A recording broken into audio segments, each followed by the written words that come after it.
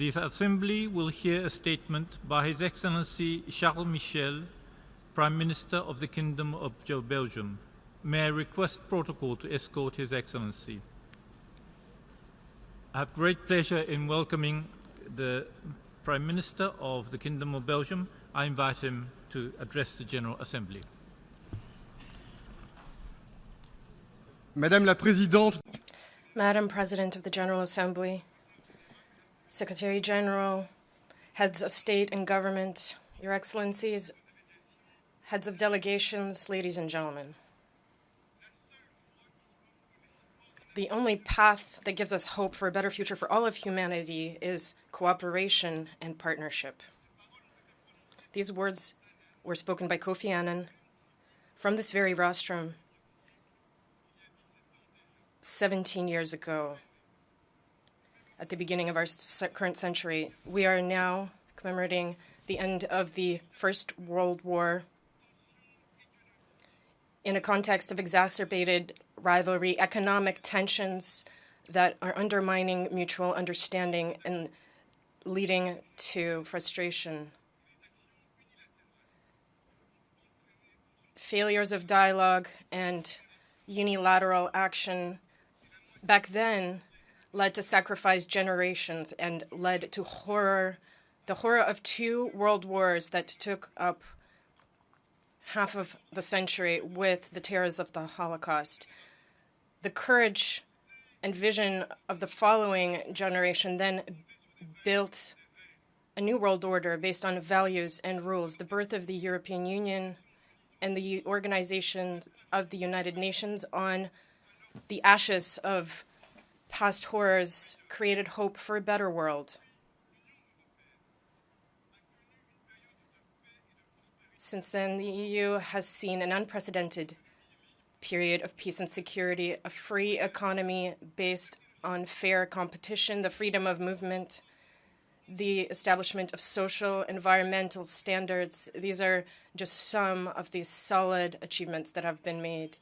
The European Union is the fruit of tireless dialogue, sometimes complicated and often limiting, but this dialogue is based on an ambition that goes beyond the simple addition of national interests.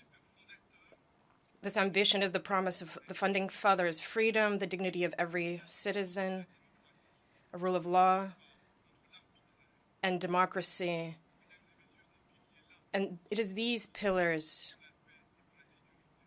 that form the foundation of peace and security. The Charter of the United Nations declares dignity, respect for each human being from wherever they may be, whatever color their skin may be, whatever their origin, their beliefs, their faith, their sexual orientation. Our universal values are the most solid and reliable basis on which we can face all the challenges that the world faces. Democracy and rule of law always remain the best safeguards for fundamental human rights and freedoms, because the rule of law is an arbiter that protects the weak from the strong. The rule of law is taking responsibility for our actions. It is refusing to accept impunity. It is also making sure that science and knowledge are shared. Putting people first and basing our international relations on rules, these should be the drivers of multilateralism. In our view, multilateralism is not just an empty concept, quite the opposite. It is a conviction, because tireless dialogue, including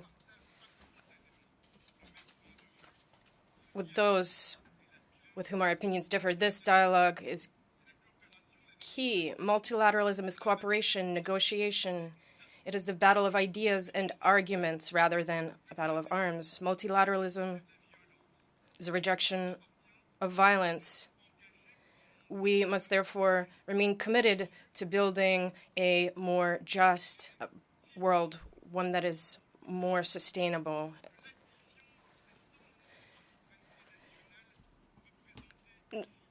Who here would believe that the interests of the 193 nations represented here seeking their own unilateral action, who believes that this would enable a proper response to our common challenges? That is an illusion, just as the invisible hand of the market is an illusion in the sense that it cannot miraculously and magically bring about prosperity. Capitalism requires rules, and so does humanity. Of course, multilateralism requires being patient. Of course, failures can happen. But multilateralism is the only way to eradicate poverty, to push out terrorists, and to preserve the resources of our planet. And my country regrets that international agreements born from intense, difficult negotiations can just simply unilaterally and brusquely be tossed aside.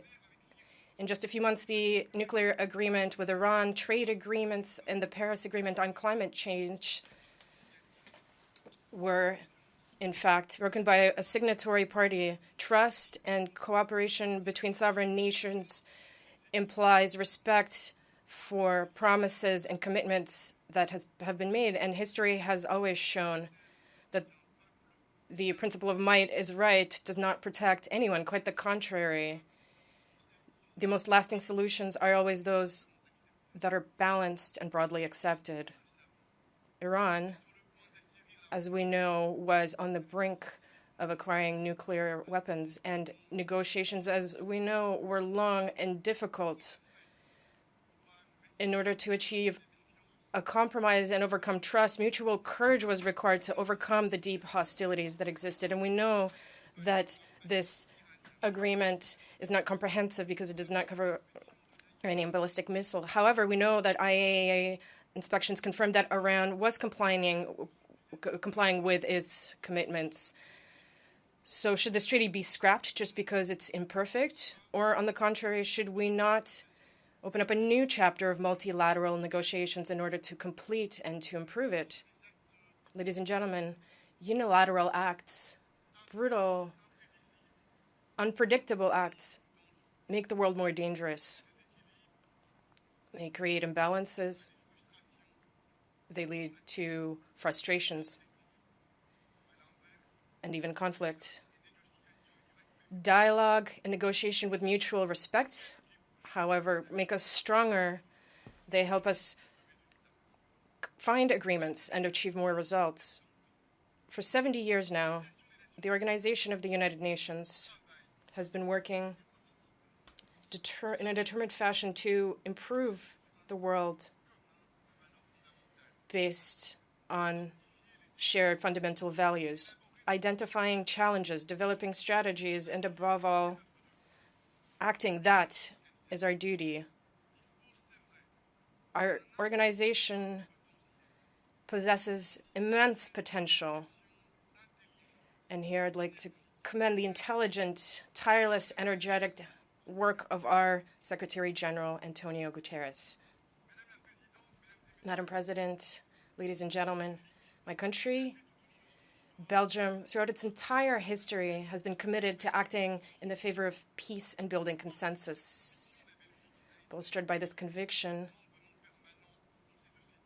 we were elected a non-permanent member of the Security Council for the upcoming 2-year period, and we will live up to the trust placed in us. We will expand dialogue with all stakeholders. We will seek to fuel a transparent, respectful debate in order to breathe more trust into our interactions. We will work in favor of security, prosperity, and respect for our planet. Collective security is of the utmost importance, and preventing conflicts is crucial whenever that is possible. That is why we support permanent, ongoing monitoring wherever violence has been perpetrated, as well as early warning mechanisms, because grave violations of human rights should never leave us indifferent. Manipulation with elections, violations of territorial integrity, and threats of use of force are always early warning signs of a future conflict. The search for peaceful political solutions must always be at the heart of our approach, and peacekeeping operations must always be placed in a credible political framework. And finally, let us be frank, the presence of blue helmets on the ground cannot become a screen for political resignation, neither in conflict zones nor on the regional or international levels. Each peacekeeping mission must be regularly assessed to assess the contribution that it makes to long-term political stability. During our mandate in the Security Council, we will also focus on protecting the most vulnerable in armed conflicts, the protection of civilians, and particularly children, dignity and respect for women, security of schools and hospitals, humanitarian channels. These are key priorities in our view, and we cannot tolerate the intolerable. Those who would flout, often cynically, these fundamental principles of international humanitarian law must be sanctioned. Combating impunity must also seek to create conditions for peaceful living together post-conflict, living together in peace, harmony. In the Middle East, this is an existential challenge. The tragedy in Syria and Libya and in Yemen recalls how far we have yet to go, and we cannot tolerate for certain regions to become breeding grounds for terror and for outside forces imposing themselves without the slightest consideration for the humanitarian tragedies that would ensue. So many years after the Oslo agreements, the peace process in the Middle East is still at a standstill. Obstacles and difficulties continue to be compounded, and the hope for peace remains far. We reiterate our support for the two-state solutions living together in side by side in peace and security with Jerusalem as a shared capital. The proliferation of nuclear and chemical weapons and weapons of mass destruction is a grave threat to the future of humanity, and we will remain fully mobilized to support non-proliferation efforts. Ladies and gentlemen, we seek a more prosperous world with shared development, with the freedom to exchange ideas, freedom of entrepreneurship, an end of obscurantism. This remains the foundation for development and improving living conditions. The digital economy, the AI revolution, of course, bring fears and uncertainty, but they also offer hope for a new world with new opportunities where this progress can be shared for the benefit of all. And we must continue to encourage everywhere efforts of good governance, transparency, and combating corruption. For centuries, trade has been promoting peace between peoples. It promotes mutual understanding, respect for one another's cultures, traditions, exchange of experience and ideas. Trade is prosperity and peace. Freedom of trade must be based on fair, healthy competition with social and environmental standards that are both ambitious and mutual. And in this regard, the recent trade agreement between the EU and Canada, which was concluded despite serious resistance, including in my country, offers such safeguards, and I welcome the impressive results that have already been quickly achieved with jobs, with investments, social protections, and hence more freedom.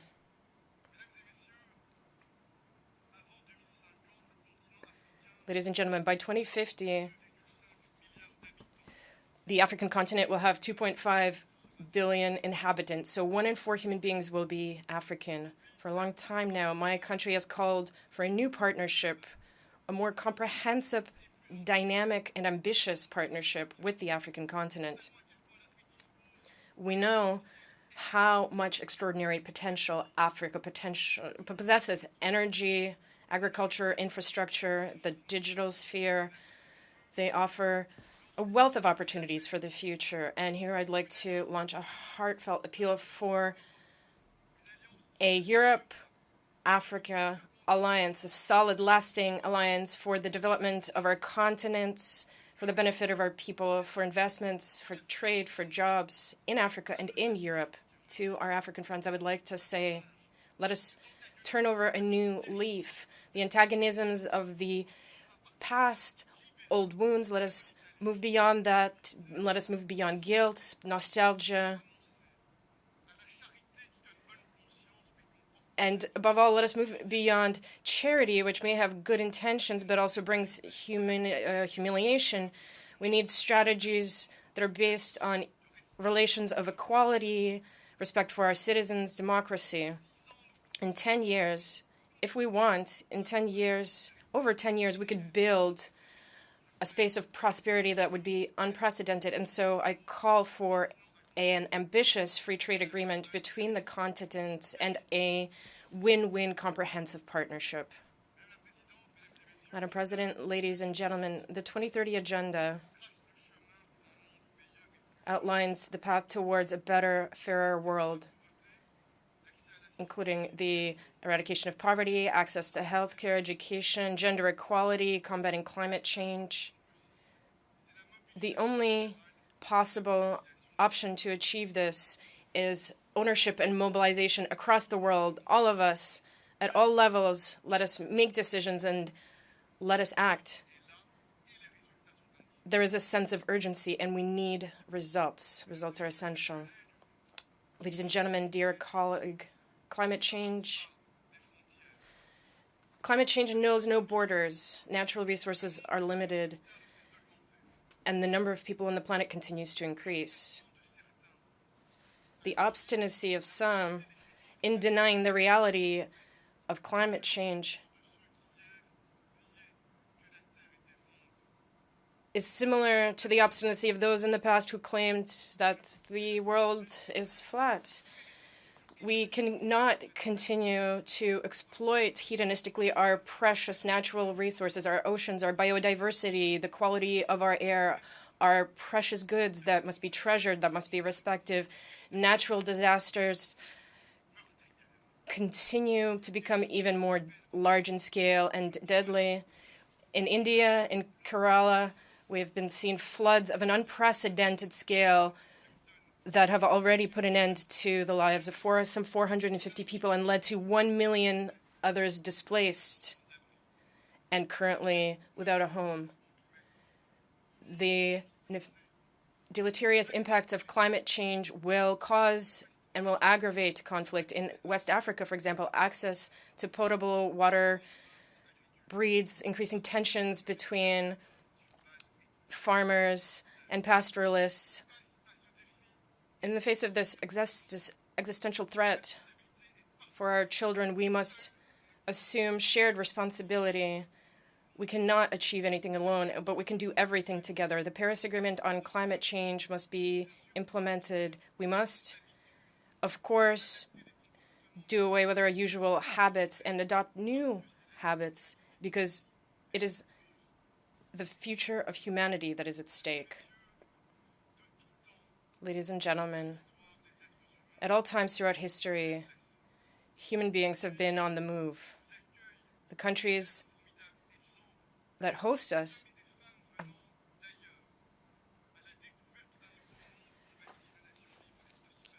are an example of this. People move throughout the world constantly to seek a better world, a better life. Migration is taking on an unprecedented scale. We cannot be for or against this phenomenon. What we need is to manage it in an orderly manner in order to do away with fears and conflict. Migration should be taken out of the hands of human traffickers who are modern-day slave traders. We must also avoid the trap of populists of all stripes, both from the extreme left and the extreme right on this issue.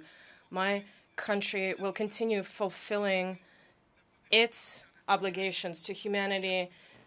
We have hosted some 45,000 people recently, and this is even more than we have done in the past. And here I'd like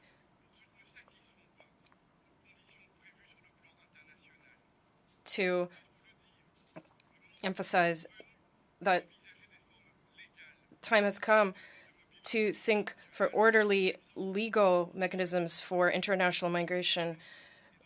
For instance, to allow students to receive an education and then return to their home country, and for other economic reasons. In December in Marrakesh, my country will sign this Global Compact for Migration because this text is a step in the right direction that clarifies a number of different concepts and that can be a tool with which we can use tomorrow to better manage international mobility.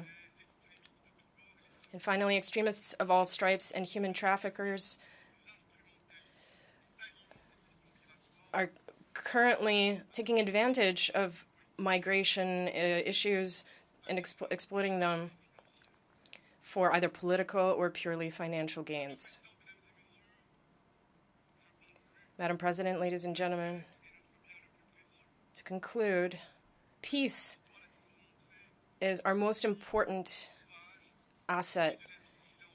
However, it requires ongoing courage and vigilance. No country and no continent is immune from the poison of hate, fear of strangers, of others. We all come from different backgrounds. We have different histories, different cultures, different traditions.